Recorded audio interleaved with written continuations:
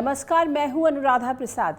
Karnataka politics में अगले कुछ दिनों तक सबसे ज्यादा कौन से दो शब्द सुनाई देंगे, वहां किस आधार पर किसी भी पॉलिटिकल पार्टी की हार जीत की संभावना और आशंका का विश्लेषण सबसे ज्यादा होगा? संभवतः आपका जवाब होगा लिंगायत और वोकलिगा।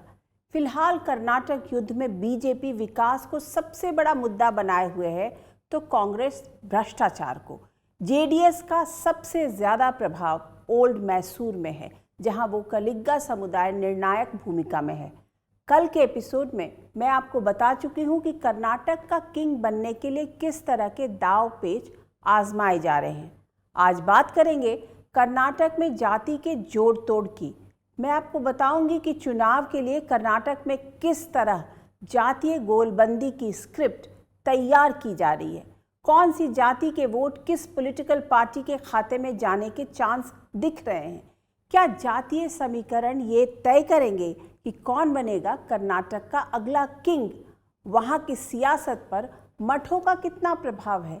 आज ऐसे सभी सुलगते सवालों के जवाब तलाशने की कोशिश करेंगे अपने खास कार्यक्रम कर्नाटक की कास्ट पॉलिटिक्स में।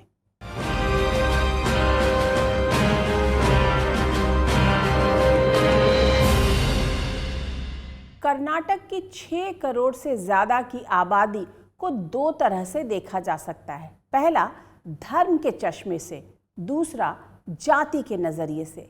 धर्म की दृष्टि से वहाँ हिंदुओं की आबादी करीब 84% है और मुस्लिमों की 13%। बाकी के 3% में दूसरे मजहब के लोग हैं। जातियों के लिहाज से देखा जाए तो हिंदुओं में सबसे बड़ी तादाद अनुसूचित जाति के लोगों की है, करीब 19%। यानी कर्नाटक का हर 5वां वोटर दलित समुदाय से ताल्लुक रखता है। पर सूबे की सत्ता की ड्राइविंग सीट पर ज़्यादातर लिंगायत या वोकलिगा समुदाय से आने वाले लोग ही रहे हैं। इस चुनाव में भी इन दिनों दोनों समुदाय के वोट बैंक में चुंबक लगाने की तगड़ी जोर आजमाइश चल रही है। ऐसे में सबसे पहले कर्नाटक में लिंगायत समुदाय की ताकत और राजनीतिक हैसियत को समझने की कोशिश करते हैं।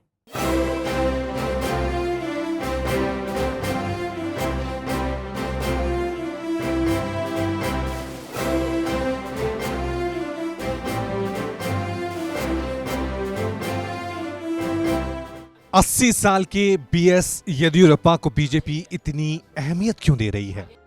मुख्यमंत्री बसवराज बोम्मई से बड़ा येदियुरप्पा के कद को क्यों बताने की कोशिश हो रही है?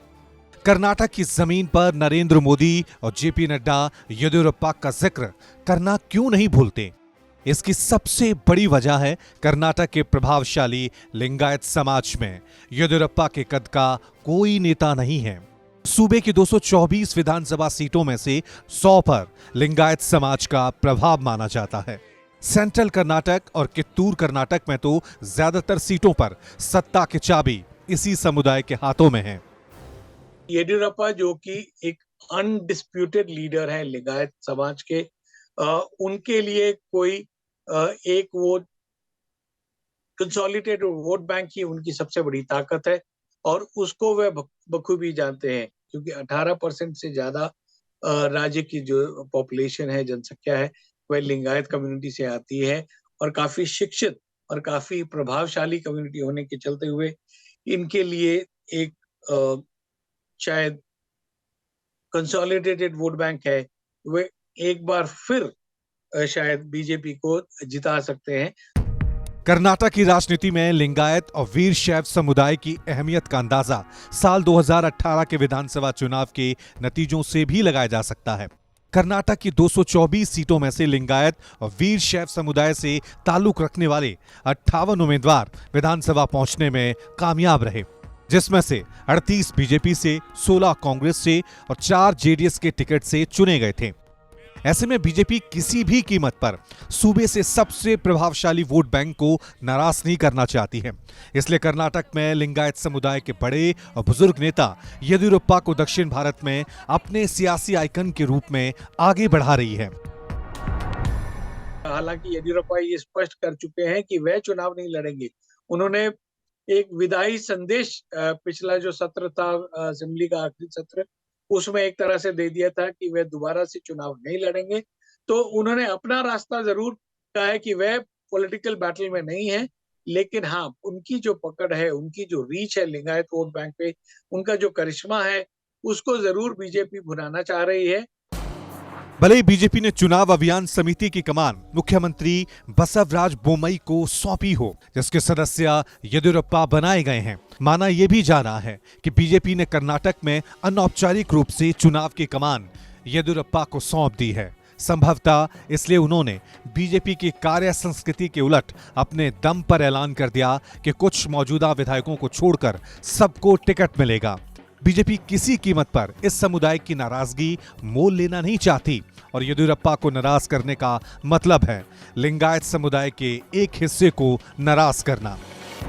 2013 में जब येदियुरप्पा ने बीजेपी छोड़ के नया पार्टी बनाया था, येदियुरप्पा को बीजेपी ने चीफ मिनिस्टर पोस्ट से करप्शन चार्ज की वजह से हटाया था, तब बीजेपी का भी नंबर बहुत नीचे गिरे थे, बीजेपी का परसेंटेज ऑफ वोट भी बहुत नीचे गिरे थे। लिंगायत कम्युनिटी का सपोर्ट से हमेशा बीजेपी पावर में रहा। तो ये जब मोदी, प्राइम मिनिस्टर मोदी जी आ गया पावर में सेंटर पे 2014 में, वन ऑफ द पहले चीज़ उन्होंने पॉलिटिकली पार्टी में किया था, येदियुरप्पा को वापस लाया था। कांग्रेस को भी सूबे के लिंगायत समुदाय से बड़ी उम्मीद है। करीब 20 दिन पहले लिंगायत नेता HD थमैया और KS किरण कुमार बीजेपी के रथ से उतरकर कांग्रेस में शामिल हो गए। इन दोनों नेताओं को येदियुरप्पा का करीबी माना जाता है। पिछले साल अगस्त में राहुल गांधी कर्नाटक दौरे के दौरान चित्रदुर्ग जिले में लिंगायत समुदाय के मुरुगा मठ पहुंचे थे। वहां के दृष्टा शिव मूर्ति मुरुगा शरण में लिंगायत संप्रदाय की दीक्षा ली। इन तस्वीरों के राजनीतिक मायने भी निकाले गए थे।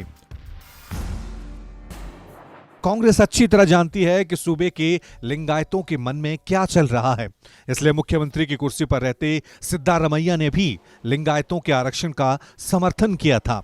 2018 में चुनाव से पहले सिद्धारमैया सरकार ने लिंगायत को अलग धर्म का दर्जा देने की मांग को मानते हुए केंद्र सरकार को सिफारिश आगे बढ़ा दी थी। तब इसे सिद्धारमैया का मास्टर स्ट्रोक बताया गया था, लेकिन कांग्रेस कर्नाटक में अपनी सत्ता नहीं बचा पाई। ऐसे में अब सवाल उठ रहा है कि क्या बदली परिस्थितियों में कांग्रेस लिंगायत वोट बैंक को बीजेपी के खाते में जाने से रोक पाएगी, उन्हें अपने साथ जोड़ पाएगी? लिंगायत कम्युनिटी बहुत दबदबा बहुत पहले से है। कांग्रेस के पास नेशनलिस्ट मूवमेंट है, फ्रीडम फाइटर्स बहुत थे, लेकिन लिंगायत कांग्रेस के पास जो आंध्र प्रदेश कांग्रेस का सामने है, लिंगायत हैदराबाद कर्नाटका को सामने है, वो बहुत इंपॉर्टेंस में है। लिंगायत कम्युनिटी कांग्रेस को निर्णय करेगा कौन जीतेगा कौन हारेगा करके। लिंगायत कम्युनिटी को कांग्रेस छोड़ नहीं पाएगा। देवगौड़ा की पार्टी जेडीएस की भी लिंगायत वोट बैंक पर पैनी नजर है। HD कुमार स्वामी को लग रहा है कि कांग्रेस और बीजेपी दोनों से नाराज लिंगायत समुदाय के वोट का एक हिस्सा उनकी पार्टी के खाते में जरूर आएगा। ऐसे में कुमार स्वामी बड़ी चतुराई से लिंगायत वोट बैंक में चुंबक लगाने की कोशिश कर रहे हैं। लिंगायत एक ऐसा समुदाय है जो न सिर्फ कर्नाटक में रहता है, बल्कि पड़ोसी राज्यों महाराष्ट्र, तेलंगाना और आंध्र प्रदेश में भी रहता है। जिस लिंगायत समुदाय का उदय जन्म जाति व्यवस्था के खिलाफ और समाज सुधार आंदोलन की गर्भनाल से हुआ था, उसी लिंगायत समाज में अब करीब 100 उपजातियां हैं, जिन्हें कभी आरक्षण के झुनझुने से तो कभी किसी दूसरे मुद्दे को उभार कर वोट के लिए गोलबंद करने की कोशिश होती रहती है। कर्नाटक पॉलिटिक्स में ये लिंगायत समुदाय का ही दमखम है कि बीजेपी ने इस समुदाय से ताल्लुक रखने वाले येदियुरप्पा को मुख्यमंत्री की कुर्सी से हटाया, तो लिंगायत समुदाय से आने वाले बसवराज बोम्मई को सूबे की कमान सौंपी। दरअसल लिंगायत समुदाय को कर्नाटक की अगड़ी जातियों में गिना जाता है। इस समुदाय की शुरुआत 12वीं शताब्दी में ब्राह्मणवादी वर्चस्व के खिलाफ समाज सुधार आंदोलन के रूप में हुई थी। लिंगायत समुदाय का कर्नाटक के विकास में बड़ा योगदान है। इस समुदाय के मठों ने शिक्षा के प्रचार प्रसार में अहम भूमिका निभाई। आज़ाद भारत में कर्नाटक के अलग राज्य बनने के बाद 1956 से 1972 के बीच लिंगायत समुदाय से 4 मुख्यमंत्री बने: S Nijalingappa, B D Jatti, S R Kanthi और वीरेंद्र पाटिल। बाद में इस समुदाय का कांग्रेस से मोह भंग होने लगा।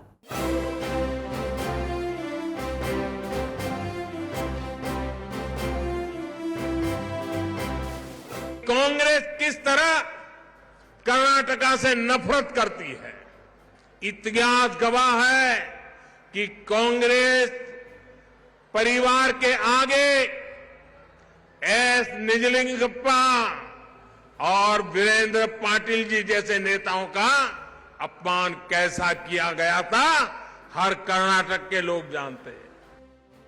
प्रधानमंत्री नरेंद्र मोदी जिस एस निजलिंगप्पा की बात कर रहे हैं, जिस वीरेंद्र पाटिल का नाम ले रहे हैं, दोनों ही कर्नाटक के मुख्यमंत्री रह चुके हैं। दोनों का ही ताल्लुक सूबे के प्रभावशाली लिंगायत समुदाय से रहा है। अगर राजनीति के चश्मे से देखें तो आजादी की लड़ाई में भी लिंगायत समुदाय का बड़ा योगदान रहा। लिंगायत के साथ इस क्षेत्र का एक दूसरा प्रभावशाली समुदाय भी था, जिसे वोकालिगा के नाम से जाना जाता है। आजादी से पहले मैसूर राज्य में वोकालिगा एक ताकतवर पॉलिटिकल पावर थी, लेकिन आजादी के बाद अगले 10 सालों के भीतर मैसूर राज्य में सभी कन्नड़ भाषी क्षेत्रों को एकजुट करने के बाद नए कर्नाटक राज्य में वोकालिगा की स्थिति कमजोर हुई और उन्हें लिंगायतों के राजनीतिक वर्चस्व को कबूल करना पड़ा। ये कर्नाटक के समाज और सियासत में लिंगायतों की हनक ही थी कि साल 1956 से 1972 के बीच 4 मुख्यमंत्री लिंगायत समुदाय से बने: S Nijalingappa, B D Jatti, S R Kanthi और वीरेंद्र पाटिल। शुरुआती दौर में लिंगायत और वोकालिगा दोनों ही समुदाय का कांग्रेस को समर्थन रहा। साल 1969 में एस निजलिंगप्पा कांग्रेस के अध्यक्ष थे। उसी दौर में कांग्रेस का बंटवारा हुआ। इंदिरा गांधी की अगुवाई वाला गुट असली कांग्रेस कहलाया और निजलिंगप्पा गुट हाशिए पर चला गया। इसके बाद इस समुदाय के राजनीतिक प्रभुत्व को झटका लगा। साल 1972 में कर्नाटक के मुख्यमंत्री की कुर्सी पर डी देवराज उर्स थे, जो क्षत्रिय समुदाय से ताल्लुक रखते थे। देवराज उर्स ने ओबीसी, अनुसूचित जाति, अनुसूचित जनजाति और मुस्लिमों को साधते हुए अपनी राजनीतिक गाड़ी आगे बढ़ाना शुरू किया। इसे सूबे की लिंगायत और वोकालिगा दोनों ही समुदाय के राजनीतिक वजूद पर खतरा मंडराने लगा। साल 1983 में कांग्रेस को कर्नाटक की सत्ता से उखाड़ फेंकने के लिए लिंगायत और वोकालिगा दोनों ही समुदाय ने जनता पार्टी का साथ दिया और कर्नाटक के मुख्यमंत्री की कुर्सी पर रामकृष्ण हेगड़े को बैठा दिया। रामकृष्ण हेगड़े को ब्राह्मण होने के बाद भी एक बेताज लिंगायत नेता माना जाता था। समय चक्र घुमा और साल 1989 में वीरेंद्र पाटिल फिर कर्नाटक के सीएम की कुर्सी पर पहुंच गए। तब लिंगायत समुदाय कांग्रेस के साथ था। उसी दौर में कर्नाटक में कुछ जगहों पर दंगे हुए। कहा जाता है कि दंगों से नाराज राजीव गांधी ने वीरेंद्र पाटिल को एयरपोर्ट पर बुलाकर उनसे इस्तीफा मांग लिया। इसे चुनावों के बाद लिंगायत समाज के अपमान के तौर पर पेश किया गया और सूबे के लिंगायतों की कांग्रेस से दूरी बढ़ती गई। कांग्रेस बहुत वोकलिगा और लिंगायत की सपोर्ट था। तब तो कांग्रेस का जो नंबर था असेंबली में 2/3 से ज़्यादा था तभी, लेकिन राजीव गांधी ने एक लिंगायत सीएम को रातों रात हटाया था। तभी लिंगायत कम्युनिटी गुस्सा हो गया। तब से कांग्रेस का लिंगायत कम्युनिटी का थोड़ा फॉल आउट हो गया। लिंगायत वोट बैंक जो कि पहले कांग्रेस के साथ होता था, वह राजीव गांधी के समय के बाद बीजेपी के साथ येदियुरप्पा ने जिस तरह से कंसोलिडेट किया है, वह बहुत अहम और क्रूशियल वोट बैंक है। इतिहास गवाह रहा है कि कर्नाटक में लिंगायत और वोकालिगा कभी एक दूसरे के प्रतिद्वंदी नहीं रहे। जब भी कोई तीसरी ताकत आई, दोनों ने मिलकर उसका सामना किया है। पर सामान्य स्थिति में दोनों राजनीतिक वर्चस्व के लिए एक दूसरे के सामने खड़े दिखते हैं। वोकालिगा समुदाय का पारंपरिक पेशा किसानी रहा है, जो मैसूर की पूर्व रियासत में सबसे बड़ा समुदाय हुआ करता था। आज की तारीख में इस समुदाय पर सबसे ज्यादा प्रभाव एचडी देवगौड़ा की पार्टी जेडीएस का माना जाता है। साल 2018 के कर्नाटक चुनावों में वोकालिगा समुदाय से 42 उम्मीदवार विधानसभा पहुंचने में कामयाब रहे, जिसमें से ज्यादातर जेडीएस से हैं। लेकिन पिछले कुछ सालों में सूबे के वोकालिगा वोट बैंक को अपने पाले में मिलाने के लिए बीजेपी तूफानी रफ्तार में जुटी है।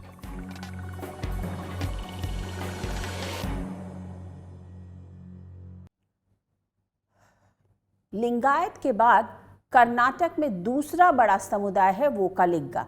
इस समुदाय से आने वाले एच.डी. देवेगौड़ा साल 1996 में देश के प्रधानमंत्री बने।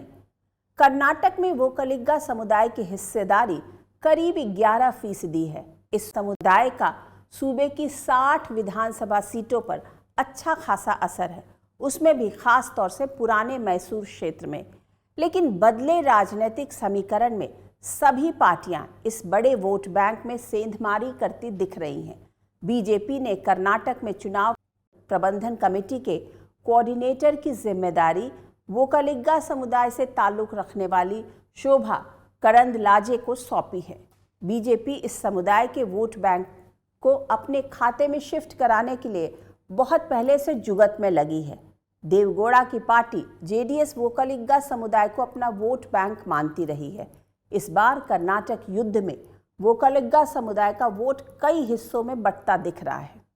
बसवराज बोम्मई सरकार की आरक्षण नीति का भी सूबे के जातीय समीकरणों पर असर पड़ना तय है।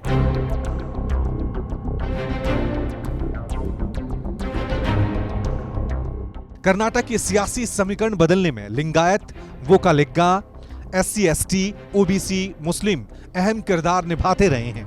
इनमें से ज्यादातर पार्टियां अपने लिए ज्यादा आरक्षण चाहती हैं। सियासी पार्टियां भी आरक्षण के लॉलीपॉप से इन्हें अपने पाले में खींचने की कोशिश करती रही हैं। कर्नाटक का प्रभावशाली लिंगायत समुदाय अपने लिए 15% आरक्षण की मांग करता रहा है।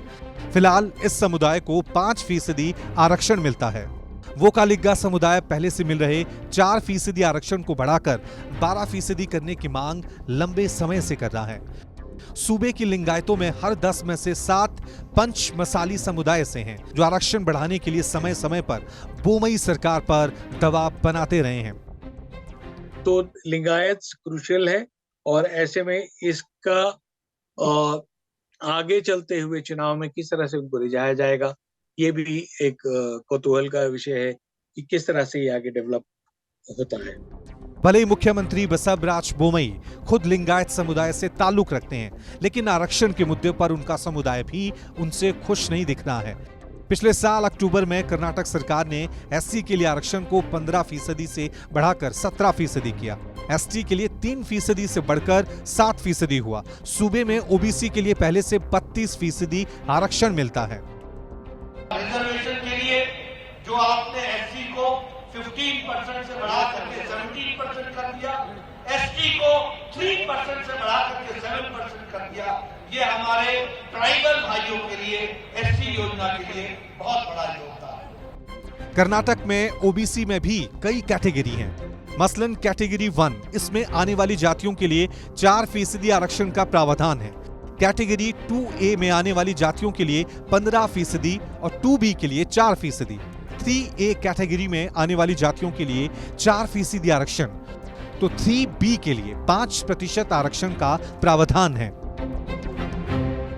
ऐसे में कर्नाटक से सियासी अखाड़े में खड़ी सभी पार्टियां अपने लिए वहां के जातीय समीकरण और आरक्षण के फॉर्मूले के बीच अपने लिए वोट पथ तलाश रही हैं।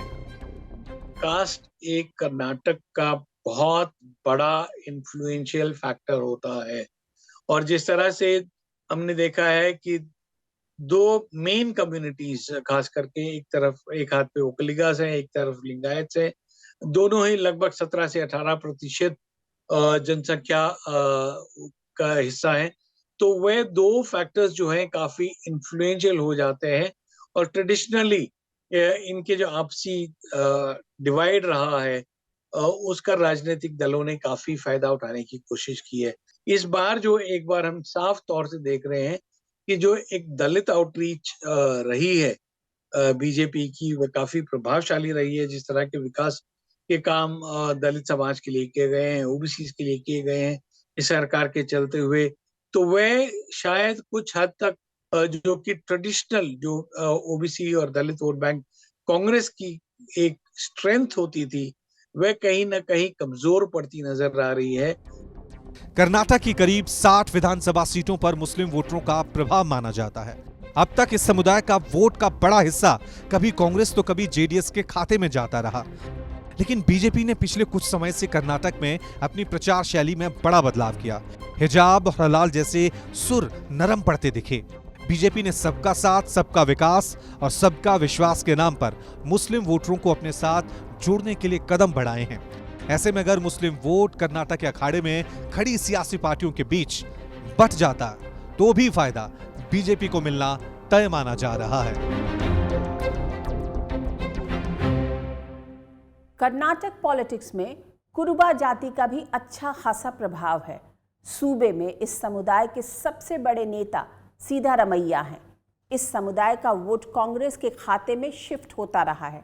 वहीं सूबे की आबादी में 19% से अधिक की हिस्सेदारी रखने वाले अनुसूचित जाति के वोट का बड़ा हिस्सा भी कांग्रेस को जाता रहा है। दलित और ओबीसी वोट बढ़ता रहा है। लिहाजा ये बड़ा वोट बैंक कभी एक बड़ी राजनीतिक ताकत नहीं बन पाया। इसी तरह पिछले कुछ दशकों में सूबे का मुस्लिम वोट भी कांग्रेस और जेडीएस के बीच बंटता रहा है। कर्नाटक के समाज और राजनीति पर मठों का भी जबरदस्त प्रभाव माना जाता है। सूबे में अलग अलग समुदायों के 600 से ज्यादा मठ हैं। इसलिए चुनावी मौसम में ज्यादातर सियासी पार्टियों के बड़े नेता मठ प्रमुखों के सामने नतमस्तक होते दिखते हैं।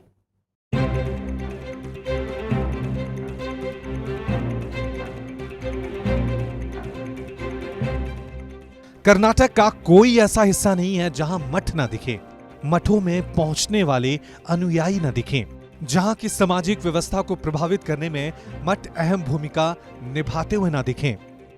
तुमकुर में सिद्ध गंगा मठ, गडक में तोंत दरिया मठ, मैसूर में सुतूर मठ और चित्रदुर्ग में मुरुघा मठ सूबे के प्रभावशाली लिंगायत समुदाय के अहम आध्यात्मिक केंद्र हैं। इसी तरह वोक्कालिगा समुदाय का मांड्या में आदि चुनचुना गिरी मठ है। कागी नेले का कनक गुरुपीठ कुरुबाओं की नुमाइंदगी करता है। उत्तर भारत की तरह वहाँ पर जातियाँ छोटी छोटी नहीं हैं, लिंगायत, वोक्कालिगा, कुड़वा, और इनके साथ जो मठों की राजनीति है वो महत्वपूर्ण होगी, क्योंकि मठ इन जातियों के लगभग वोट बैंक हैं मठ, और उन मठों पर कब्जे की मुहिम भारतीय जनता पार्टी और कांग्रेस दोनों की ही है। कौन कितना कामयाब हो पाएगा उसका वो चुनाव का नतीजा आपको बताएगा। कर्नाटक के मठों को ताकत और अपने संपन्न और राजनीतिक रसूख वाले अनुयायियों से मिलती है। मठ दान में मिले पैसे से स्कूल कॉलेज के जरिए शिक्षा के प्रचार प्रसार से लेकर अनाथालय तक चलाते हैं। कर्नाटक में अलग अलग समुदाय के मठों ने वहां के ग्रामीण समाज के लोगों की जिंदगी में बदलाव के लिए कई तरह के बड़े काम किए हैं। इससे कर्नाटक के लोगों पर मठ और मठ के गुरुओं का बड़ा प्रभाव दिखता है। कर्नाटका में हमने सुना होगा बहुत मठ्स होता है, रिलीजियस मठ्स होता है। ये जो लिंगायत वाला मठ वाला स्वामी जी होता है, उनका जो हेड होता है, वो सारा बड़ा इन्फ्लुएंशियल है कम्युनिटी में। जो ये जो स्पिरिचुअल लीडरशिप भी करते हैं, लेकिन उनका पॉलिटिकल डिसीजन में भी ये लोग थोड़ा इन्फ्लुएंस कर सकते। इसलिए हमने देखा होगा अभी सारा पॉलिटिकल नेता है, जैसे कि बीजेपी का है या कांग्रेस का है या जेडीएस का है, सारा ये मठ और मठ का जो हेड है उनसे मिलता है, उनसे मिलके बात करता है। कुछ लोग पब्लिकली सपोर्ट करते, कुछ लोग पब्लिकली नहीं बोलते, लेकिन फिर भी थोड़ा टासिट सपोर्ट देता है कोई भी पार्टी को। इससे सारे पार्टी के लिए ये बड़ा इम्पोर्टेंट है। कर्नाटक में मठों को स्थापित करने का मकसद खास जाति या उपजाति की विरासत और इतिहास को संरक्षित रखना और उसे आगे बढ़ाना था। समय के साथ मठों की भूमिका बदली। मठ न सिर्फ स्कूलों का संचालन करते हैं, बल्कि छोटे मठ लोगों की दिनचर्या की समस्याओं को भी सुलझाने में मददगार की भूमिका में आने लगे। बाद में अपने समुदाय के लिए आरक्षण की मांग भी बुलंद करने लगे। इतना ही नहीं, कुछ खास क्षेत्रों में चुनावी प्रक्रिया में उनका असर महसूस किया जाने लगा। कर्नाटक के आध्यात्मिक केंद्रों यानी मठों के चुनावी प्रक्रिया को प्रभावित करने में रोल पहली बार करीब 40 साल पहले महसूस किया गया, जब लिंगायत समुदाय के मठों ने जनता दल की रामकृष्ण हेगड़े को समर्थन दिया और उनकी सरकार बनवा दी। लिंगायत मठों ने कांग्रेस के वीरेंद्र पाटिल को समर्थन दिया और उन्हें प्रचंड बहुमत से सीएम की कुर्सी पर बैठा दिया। लेकिन जब राजीव गांधी सरकार ने वीरेंद्र पाटिल को मुख्यमंत्री पद से हटाया तो लिंगायत समुदाय के मठों ने कांग्रेस से मुंह मोड़ लिया। वोकालिगा समुदाय के मठों ने जब एचडी देवगौड़ा के सिर पर हाथ रखा तो वो भी कर्नाटक के सीएम की कुर्सी पर पहुंच गए। साल 2008 में लिंगायत मठों ने बीएस येदियुरप्पा को समर्थन दिया और कर्नाटक में बीजेपी की सरकार बनी। साल 2013 में कुरुबा समुदाय के मठ मजबूती से सिद्धारमैया के साथ खड़े हुए नजर आए। सूबे में कांग्रेस की सरकार बनी और सिद्धारमैया मुख्यमंत्री। कर्नाटक के सियासी अखाड़े में खड़ी सभी पार्टियां जानती हैं कि वहां का सत्ता समीकरण में किसी का भी पलड़ा भारी और हल्का करने में मठ कितनी अहम भूमिका निभाते हैं। इसलिए बीजेपी के दिग्गज हों या कांग्रेसी महारथी, जेडीएस के नेता हों या कर्नाटक विधानसभा पहुंचने का ख्वाब देखने वाला सामान्य नेता, सभी मठ और मंदिरों में अपनी किस्मत का सत्ता संयोग बनते देख रहे हैं। ऐसे में आने वाले दिनों में कर्नाटक के मठों में बड़े बड़े नेताओं के नतमस्तक होने की तस्वीरें दिखना तय है।